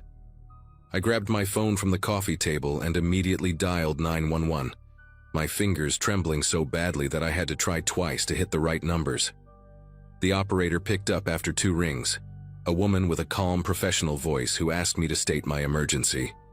I whispered as quietly as I could, telling her someone was trying to break into my house, giving her my address, explaining that I was alone. She asked me to stay on the line and assured me that officers were being dispatched, but then her voice changed. It dropped lower, more urgent, and she told me something that made my entire body go cold. She said she needed me to stay very quiet because there was background noise on my call, breathing, heavy and close like someone was listening in on another line. For a moment I did not understand what she meant. I only had one phone, a cell phone, and I was the only person in the house. Then the realization hit me like a punch to the chest. Whoever was outside had somehow accessed my call, was somehow hearing everything I was saying to the dispatcher.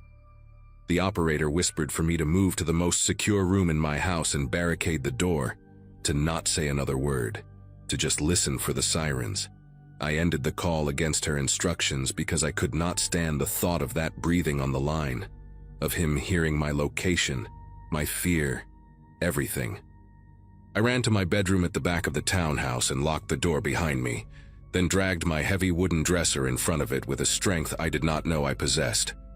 My bedroom had one window that faced the backyard, and I made sure the blinds were completely shut before I crouched down in the corner between my bed and the closet.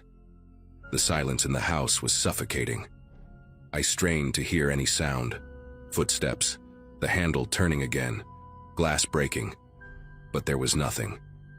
Just the distant hum of the occasional car on the main road and the pounding of my own heartbeat in my ears. Minutes passed, each one stretching into what felt like hours. I kept checking my phone, watching the time crawl forward, wondering how long it would take for the police to arrive in this remote corner of the city on Christmas morning. Then I heard something that nearly stopped my heart, a scraping sound, slow and deliberate, coming from the front of the house. It was not the sound of someone trying to force a door open. It was lighter, more controlled, like metal against wood. The scraping continued for maybe 30 seconds, then stopped, then started again, then stopped. The pattern repeated 3 or 4 times before everything went silent once more. I sat in that corner, arms wrapped around my knees, praying for the sound of sirens. The sirens came about 12 minutes after I had hung up, though it felt like I had aged a decade in that time. I heard the cars pull into the complex, saw the faint flash of red and blue lights through my bedroom blinds, and finally allowed myself to breathe. There were voices outside, loud and authoritative, calling out commands and announcing their presence. I stayed in my room until I heard a knock on my front door, and a man identifying himself as Officer Hartley with the Tucson Police Department. Even then, I made him slide his badge under my bedroom door before I would move the dresser and come out. He was a tall man in his 50s, with a gray mustache and kind eyes that immediately made me feel safer. His partner, a younger woman named Reeves, was outside examining the perimeter of my townhouse with a flashlight. Officer Hartley sat me down on my couch and asked me to walk him through everything that had happened, and I told him all of it. The lights going out, the shadow at my window, the handle turning in rhythm with the passing cars, the breathing on the phone line. He listened without interrupting, taking notes in a small leather pad, his expression growing more serious with each detail I shared. Officer Reeves came inside a few minutes later, and the look on her face told me she had found something. She asked Officer Hartley to step outside with her, and through my front window I watched them examining my porch with their flashlights, crouching down, pointing at things I could not see from where I sat. When they came back inside, Officer Hartley sat down across from me and told me what they had discovered. The outdoor Christmas lights had not blown a fuse. Someone had deliberately unscrewed the bulbs, carefully enough that none of them were broken, just loosened in their sockets so they would not turn on. Along the doorframe of my back door, they had found fresh scratch marks in the wood, deep grooves that suggested someone had been trying to pry the door open with some kind of tool, maybe a flathead screwdriver or a crowbar. The scraping sound I had heard from my bedroom was likely the same person working on my front door. Officer Reeves said the marks were methodical, not frantic, which indicated someone who knew what they were doing and was taking their time. They asked me if I had any enemies, any ex-partners who might want to harm me, anyone who had been bothering me recently. I thought of my ex-husband immediately, but he had moved to Chicago 8 months ago and had no reason to come back. The officers stayed with me for over an hour, taking photographs of the damage, dusting for fingerprints, and canvassing the empty units nearby for any sign of the intruder. They found footprints in the soft dirt behind my backyard fence, size 11 work boots based on the tread pattern, leading out into the desert scrubland and disappearing about 50 yards from my property. Whoever it was had parked somewhere out there in the darkness, walked in on foot, and vanished the same way when the sirens approached. Officer Hartley explained that this kind of behavior, the careful planning, the timing with traffic noise, the methodical approach to entry, suggested someone who had done this before. He did not say the word serial, but I could see it in his eyes, the way he and Reeves exchanged glances when they thought I was not looking. They offered to have a patrol car sit outside my complex for the rest of the night, and I accepted without hesitation. Before they left, Officer Reeves pulled me aside and said something that has stayed with me ever since. She said I was lucky that I had noticed the lights going out. Lucky that I had looked through the blinds at that exact moment. Lucky that I had called when I did. She said most people in my situation would have just gone to check the fuse box outside, would have walked right out their front door into the darkness without a second thought. The implication was clear. If I had done that, I might not be standing here talking to her. I did not sleep that night, or the next night, or the one after that. I stayed with Denise from work for the rest of the holiday week, too terrified to set foot in my townhouse alone. In January, I broke my lease and moved to a gated apartment complex on the other side of the city, closer to downtown, where there were people and lights and noise at all hours. The police never caught whoever was outside my home that Christmas Eve. They found a partial fingerprint on one of the loosened light bulbs, but it did not match anyone in their database.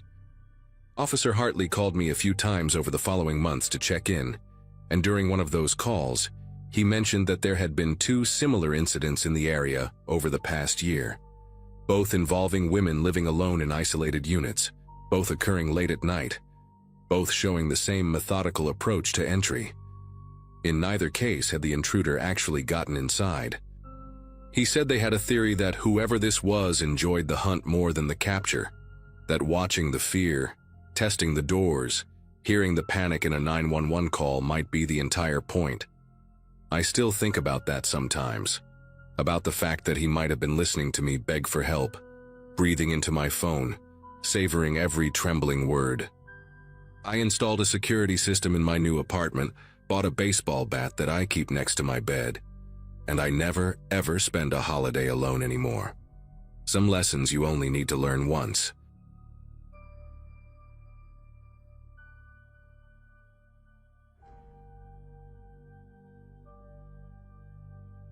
Crowds were still spilling out of the park when I finally found a quieter corner to breathe. My friends had already peeled off with their partners, and I just wanted to get home and get my shoes off. I remember feeling that mix of post-fireworks buzz and exhaustion, the kind that makes everything feel slightly unreal, but not in a bad way. I opened my rideshare app, saw the wait time, and leaned against a metal barricade that someone had half-crushed earlier in the night. The air still smelled like burnt powder and kettle corn, and people were laughing, stumbling, calling out to each other as they tried to reconnect in the chaos. I was sober, just tired, and trying to shake off the leftover adrenaline from the fireworks. My driver's car was listed as a charcoal sedan, pretty common, so I kept checking the little GPS dot, creeping closer. A few minutes passed before a charcoal sedan rolled up to the curb with its window halfway down. The driver leaned over and called my name, calmly, like he'd said it 1,000 times. That threw me off more than anything, because I hadn't even seen him clearly yet. He had a baseball cap pulled low, and the streetlights were doing that annoying strobe effect as people walked in front of us, blocking the glow every few seconds. I glanced at the car, same color, same make, and for a second I almost opened the door, but something nudged me to double-check the plate. It was close, incredibly close, but the last digit wasn't right.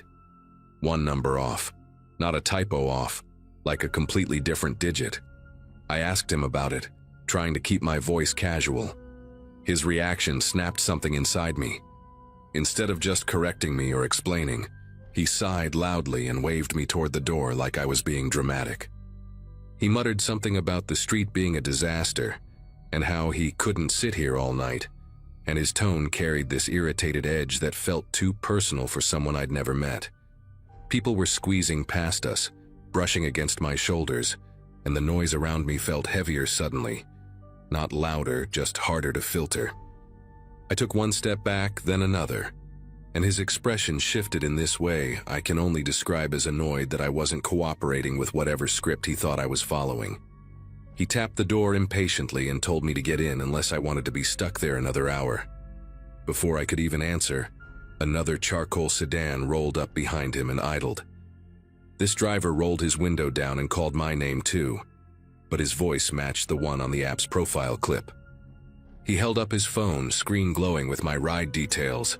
The first driver looked into his mirror, then shot me this sharp look, like I'd inconvenienced him on purpose. Without another word, he jerked the wheel and sped off, headlights off, slipping through the crowd in a way no sober person would ever attempt. A couple walking nearby jumped out of the way, shouting after him, but he didn't slow down. He just disappeared into the mess of brake lights and drifting smoke like he'd practiced that exit 100 times. I got into the real car, still trying to process how close I'd come to stepping into the wrong one. My actual driver, a guy named Marcus, kept glancing at me in the mirror with this concerned look, the kind you give someone who's clearly rattled but trying not to make a scene.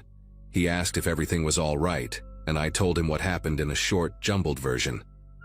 The moment I mentioned the missing digit on the plate, he tightened his grip on the steering wheel.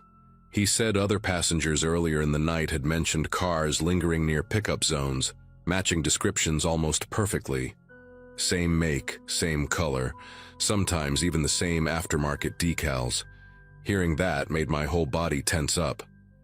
The streets were choked with people leaving the fireworks, and every minute we crawled forward gave me more space in my head to replay the man's tone, the way he said my name with too much familiarity, like he'd practiced it. By the time we cleared the traffic and merged into quieter blocks, the excitement of the holiday felt like it belonged to a different day entirely. I kept checking the rear window even when I knew logically he wasn't behind us. Marcus tried to lighten the mood by talking about his plans to quit driving after the holiday rush, but even he couldn't hide how uneasy he seemed. At one point he said something that stuck with me. If someone's going through all that trouble to mimic a ride, they're not doing it for anything good. The thought of that made my throat tighten. I rolled down the window a crack to get some cold air, but even the breeze didn't help settle my nerves. Every charcoal sedan we passed made my chest tighten like I was seeing the same car again and again.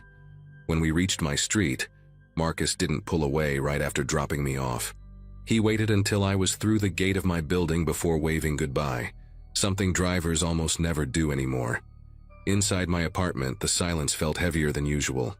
My neighbors were still out celebrating, so the hallway was empty, and every little creak sounded too sharp. I put on water for tea just to have some noise, but even that didn't stop the jittery feeling running through me. My phone buzzed with a safety notification from the rideshare app, asking if I'd arrived safely. I clicked yes, then hesitated, staring at the little customer support icon.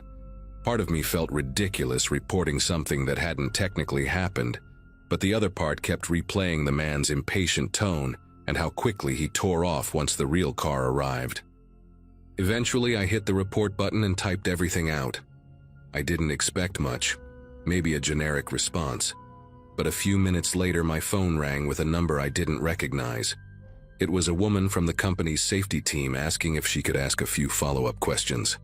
Her voice was steady, but there was a seriousness underneath it that made me sit down. She confirmed that the car I described didn't match any registered driver in the area.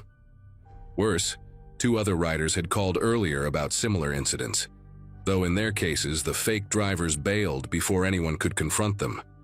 Hearing that made my palms go damp in an instant. The woman gently suggested I contact the police because the behavior matched a pattern they'd been alerted to. I called the non-emergency line because I didn't want to blow things out of proportion. But the moment I described the missing digit on the plate and the way the guy had said my name, the dispatcher's tone sharpened.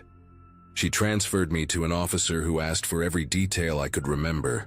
The cap, the angle he held his arm on the window frame, the way he kept glancing at the sidewalk instead of at me. While I talked, I paced around my living room, stopping every time I realized I didn't actually want to be near the windows. The officer said they had already increased patrols near the event area after multiple women reported drivers acting strangely or circling the same blocks repeatedly. He asked if I could come in the next day to give a formal statement. I agreed, even though I barely slept after hanging up. At the station the following afternoon, the detective I spoke with laid out photos of different sedans, each one circled on maps showing their paths around the event zone. He pointed out patterns I wouldn't have noticed. Cars looping the same alleys, pulling into lots, then backing out immediately, hovering at pickup points with no assigned ride. He didn't say it outright, but I could tell from his expression that my encounter wasn't unusual that night. The fireworks had drawn out tens of thousands of people, and many were tipsy, distracted, or separated from their groups. Perfect conditions for someone looking to blend in and pick a target. The detective said one woman had actually gotten into a fake car earlier, but managed to jump out at a stoplight when she realized the driver was taking a route that didn't match her app. Walking home after giving my statement, I kept replaying how easily things could have gone in a different direction for me. The detective had explained that these men, or maybe it was just one group pretending to be multiple drivers, had refined their approach by watching how real rideshares interacted with riders. The greeting by name, the quick wave, the casual impatience. They had the script nailed down. That detail haunted me more than anything. They weren't improvising. They were practicing, planning, perfecting. My street felt different as I approached my building. Still familiar, but edged with the thought that danger doesn't always show up wearing something obvious or theatrical. Sometimes it looks exactly like what you're expecting. A few days later, the detective called to tell me they'd made progress. Surveillance caught the same sedan from my description weaving recklessly through a pedestrian crossing not long after it left me at the curb. They traced the car to an abandoned property on the outskirts of the city, but whoever had been using it had cleared out fast. No personal items, no gear, just a stack of fake plates in a cardboard box and tire marks in the dirt. The detective told me very plainly that I'd made the right call by stepping back and waiting for plate confirmation. He said that small hesitation likely kept me from becoming part of their pattern. I still think about that night whenever I leave a crowded event. How one missing digit saved me from stepping into a car, meant for someone who wasn't supposed to come back.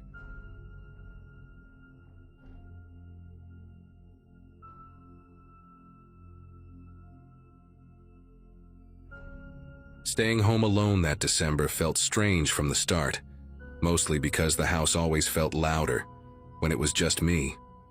My wife and kids had flown out 2 days earlier to visit her parents, and I stayed behind because of work. I remember thinking that the place seemed bigger without them, like the walls carried every little sound a bit too clearly. That night, the temperature had dropped fast, and the air inside felt sharper than usual, even with the heater running. I'd gone to bed later than I should have, scrolling through old photos of the kids decorating the tree the week before. Nothing felt out of the ordinary when I finally drifted off. just the usual quiet of a cold night settling in around me. Sometime deep in the night, a noise pulled me out of sleep. A steady series of crunches, the kind snow makes when someone heavy walks across it. At first, I brushed it off as a deer or maybe a stray dog wandering near the yard. But it kept going, slow and deliberate, like whatever was out there wasn't just passing by. I sat up in the dark, listening, and the rhythm of the steps felt too purposeful to ignore. The sound moved closer to my bedroom window, not rushing, not stopping, just approaching like someone who knew exactly where they were going. I grabbed my phone and opened the porch camera feed out of habit, expecting to catch a glimpse of whatever it was. Instead of the usual grainy view of the front steps, the screen showed nothing but a cloudy blur, like the lens had been smeared with something thick. Not fog, not condensation, something that looked dragged across the glass by fingertips. That was the moment my chest tightened in a way I hadn't felt since the night my son wandered out of bed with a fever years ago. I got up quietly and moved through the hallway, every floorboard sounding louder than it ever had. The wind had kicked up outside, brushing frost against the siding, but beneath it I could still make out faint shifts in the snow. I stopped at the top of the stairs, trying to figure out if calling the police right then would help or just waste precious minutes. Then the testing started. A soft push against the kitchen window, followed by a faint rattle of the latch. Whoever it was took their time, moving from one ground floor window to the next, as if checking them off a list. I could hear the faint scrape of a gloved hand sliding along the glass before each attempt. The pattern was so methodical it made my mouth go dry. I backed into the hallway, keeping the phone against my ear as I finally dialed 911, whispering to the operator while trying not to make any noise that might give away where I was. The minutes stretched, each sound downstairs feeling like it was happening right beside me, and all I could do was wait for help while the intruder circled the house like they had all night to spare. The operator assured me officers were on the way, but with the holiday calls stacking up, she couldn't give me a clear estimate. I stayed crouched at the top of the stairs, listening as the intruder reached the sunroom windows. That one had an old metal frame, and the sound of the person pressing against it carried through the entire house. The way they moved made it feel like they'd studied the layout beforehand, lingering longer at the windows that were easier to unlatch, barely tapping the ones I always kept locked tight. At one point, the movement paused long enough that I thought maybe they'd left, but then a soft thump came from directly beneath me, right by the basement hatch that opened to the backyard. I felt a dull ache pulse through my arms as I pressed myself against the wall, trying to steady my breathing. When the person finally reached the back door, the handle gave a slow metallic creak as if they were testing how much pressure it would take before it snapped. I kept replaying the smeared camera lens in my head, realizing whoever this was had gotten close enough, calm enough, to touch the camera without fear of being recorded. Every couple of seconds, the intruder stepped away from the door only to return for another attempt, like they were trying to match their movements with passing gusts of wind. The absurd part is that I kept glancing at the thermostat across the room, watching the temperature drop inside the house as if it could tell me how close the person was. I sent my wife a quick text saying everything was fine, even though the last thing I felt was fine. Eventually, the footsteps drifted toward the front of the house again, but this time slower, heavier, like the person wanted me to hear them. They brushed past the living room window, their shadow crossing the faint glow from the street lamp. I couldn't make out the shape clearly, but it was tall, broader than any of my neighbors, and moving with a steadiness that made my throat tighten. Right then, a loud crack sounded outside, not from my house, but from farther up the street. Maybe someone set off a firework, or maybe ice snapped on a branch. Whatever it was, it made the person outside stop. I held my breath and waited for the next sound, but it never came.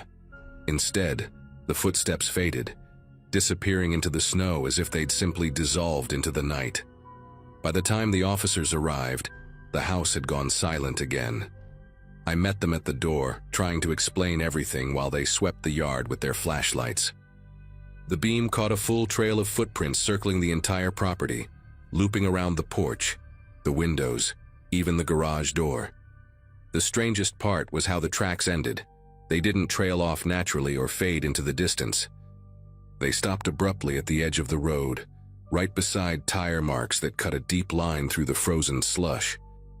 One of the officers pointed out how clean the prints looked, like the person had been standing there for a long time before walking up to the house. The idea that someone had parked there watching me, hours before even taking a step toward the yard, made my mouth go dry. The officers did one last sweep around the property before heading back to their cruiser, leaving me with their card and a reminder to lock everything down tight. After they pulled away, the house felt colder than before, the kind of cold that sinks into the carpet and settles in the corners. I walked room to room, checking every window again, noticing tiny details I hadn't paid attention to earlier. A faint circle on the glass where a gloved thumb must have pressed. A thin line of melted snow on the inside of the back door frame. Somehow, those small traces felt worse than the noises themselves. They proved the person was confident enough to get right up against the house without hesitating, like they'd been there before, or at least practiced getting close. Sleeping that night wasn't an option. I sat on the couch with the living room lamp on, staring at the faded smear on the porch camera feed as it slowly cleared in the cold. The more I thought about it, the more it bothered me that the camera wasn't smashed or disabled. It was just covered. Someone wanted me blinded, but not alerted. I kept imagining a hand reaching toward the lens, palm first, moving slowly enough for the warmth of the skin to leave streaks across the glass. Maybe they wiped it clean on their clothing afterward. Maybe they didn't care if I saw their handprint. Either way, the idea of someone being inches from my face, separated only by a tiny camera, made it impossible to shake the uneasy buzzing beneath my ribs. When the sun finally came up, I stepped outside to take a better look at the footprints before they disappeared under fresh snowfall. The pattern confirmed exactly what the officers had said. The tracks circled the house in one long, looping trail, doubling back at certain windows like the person had returned to them more than once. What shook me most was how deep the prints were near the porch camera. Whoever stood there had lingered long enough to compress the snow down to a hard, icy ring. The tire marks on the road were still visible too. They ran parallel to the property, stopping right at the point where the tracks began, like the car had been sitting there for hours with a perfect view of my bedroom and living room windows. Since that night, nothing else has happened, and no one was ever identified. The police chalked it up to someone trying random houses because of the holiday travel season, but that explanation doesn't sit right with me. The person outside wasn't guessing. They moved with intention, checking the exact points where my house was most vulnerable. I replaced the camera the next day, added more lights, reinforced the basement hatch. But the thing that sticks with me most is the quiet moment when the footsteps paused directly beneath my bedroom. It felt like they were listening, maybe for me, maybe for movement, maybe for something I'll never understand. The only comfort I've found since then is that they left after that single night, and for reasons I hope never to learn, they didn't decide to come back.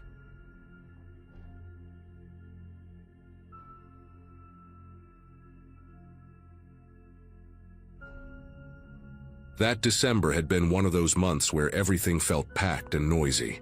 School deadlines, holiday plans, friends trying to squeeze in hangouts before everyone scattered.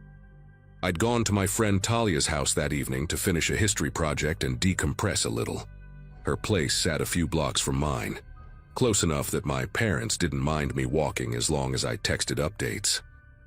I remember leaving her porch with this mix of relief and tiredness, the kind that settles behind your eyes after a long day. The air had that prickly winter bite, and every breath came out in soft white clouds that drifted sideways with the wind. Streetlights hummed overhead, casting yellowish halos on the pavement. I pulled my hoodie tighter and kept moving, half lost in thoughts about finals, totally unaware of how fast that night was about to turn strange. The first sign that something wasn't right came from behind me. A quiet engine creeping along at a pace so slow it didn't fit the usual traffic on that street. I remember thinking it might be someone looking for an address, but the van kept matching my steps. When it rolled closer, I noticed the paint was a dull, uneven gray, the kind that looked hand-sprayed, almost chalky under the streetlight. The passenger window slid down just a few inches at first, and then all the way. A man with a round face and a scruffy jaw leaned out. His eyes had this unsettled darting pattern, like he was scanning for something beyond me. He asked where I lived, then said he could give me a lift before I froze out here, dragging the words like he practiced them. Something in the tone, flat but expectant, made me speed up. The van didn't peel off or yell anything. It just slowed even more, as if waiting for me to slip, hesitate, or get close enough to grab. I cut sharply across a yard I knew wasn't fenced, hopped down the other side, and bolted toward a side street that had a row of holiday lights blinking on a balcony. When I glanced back, the van had turned the opposite way, which almost confused me. Maybe they gave up? But that flicker of relief vanished fast when another vehicle, a dark compact car with a loud rattling muffler, entered the street from the far end. It drove past me once, then again, then a third time, this time slower. The windows weren't tinted, but the people inside kept their faces angled downward, only lifting their heads when they reached each corner, like they were trying not to be noticed yet searching at the same time. My house was still several blocks away, and the street I was on suddenly felt too open, too exposed. I ducked into the back lot of a small shop that had closed hours earlier, its metal security gate pulled down and locked. A big green dumpster sat wedged between the building and a brick wall, and I squeezed behind it, crouching low on the cold concrete.